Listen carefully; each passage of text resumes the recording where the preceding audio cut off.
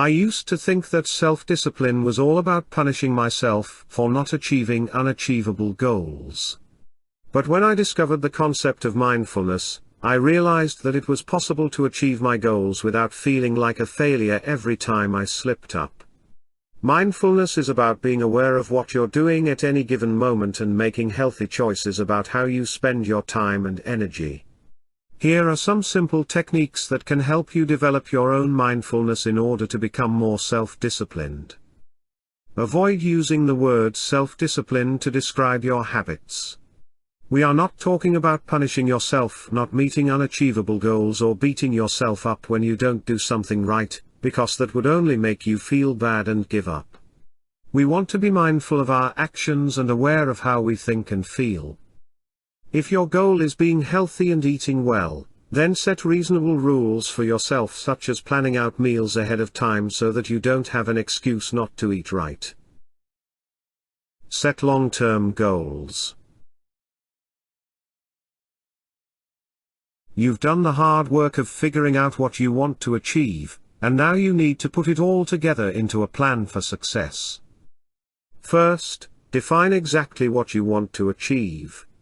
This can be anything from I want to lose weight by doing more exercise to I want to learn Spanish so I can travel abroad. Next, try setting a time frame for your goal, such as 6 months or 1 year from now. Be ambitious but realistic. If there are other important goals in your life like getting married or finishing school, don't set too many big ones at once that could distract you from these things. Finally, write down your long-term goal on paper, or type it out, and put it somewhere where it's visible every day so that it helps motivate yourself toward reaching this important milestone in life. Make a list of your priorities. When it comes to setting priorities, there are 2 main schools of thought. The many school says that you should make a list of all your responsibilities and then figure out which ones are most important to you. This is a great way to start because it forces you to consider how much time and effort each task requires. But remember that this method may come up with more than one priority, and if so, be prepared to make some sacrifices. The few school prefers simplicity over complexity. They believe that having fewer priorities will help you keep track of what's most important and accomplish them much faster. They also argue that focusing on fewer things means less stress from obligations and guilt over things left undone, and who doesn't want their life free from guilt? Change your environment. Changing your environment is a great way to help you be disciplined. If you go to the gym every day and feel like skipping, just don't go there. It's that simple. Don't take the elevator down if you want to take the stairs. If you don't want to eat at home, order in instead of cooking. If you don't want to drink alcohol with your friends at a bar or club, then don't go out drinking with them. If there are temptations in your life that aren't helping you achieve your goals, get rid of them. Don't reward yourself with food. You know how you feel after eating something sweet and delicious. The high of that sugar rush, followed by the crash.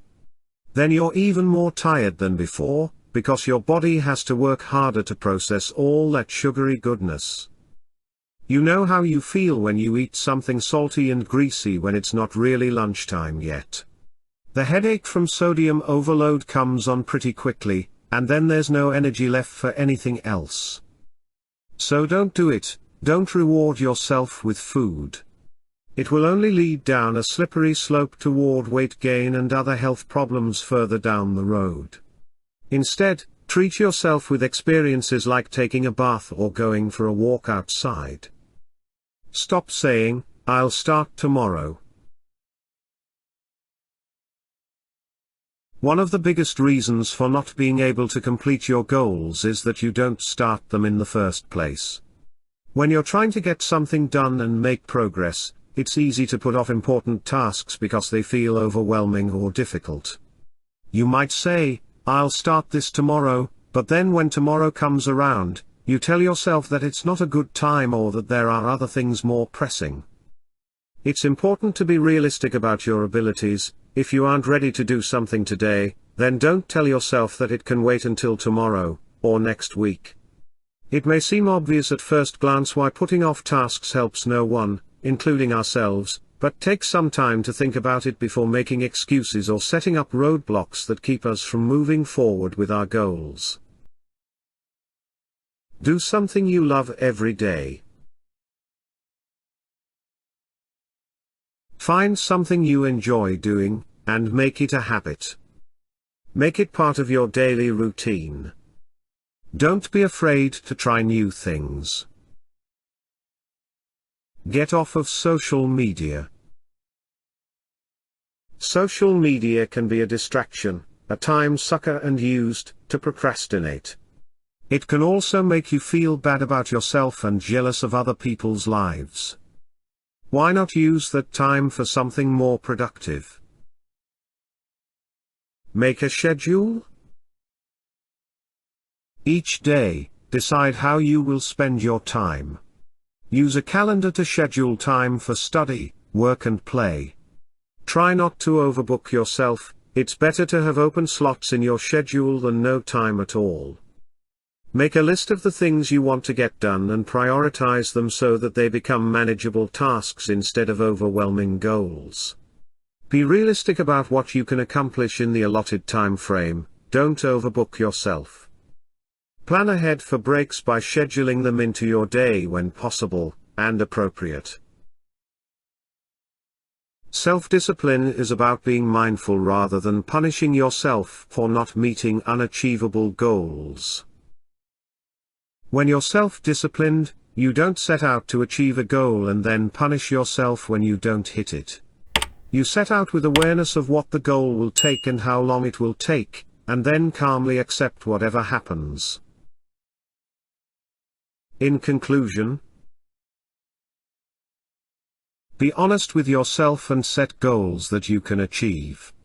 Don't punish yourself for not having self-discipline, but instead acknowledge that it's something you'll need to work on.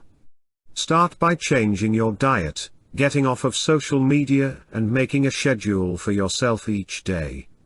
Then start working on other areas of your life like exercising more or spending less time online so that you can make room for other activities too. Thank you for your time and watching this motivational video from Firemark Studios. Please like and subscribe to the channel.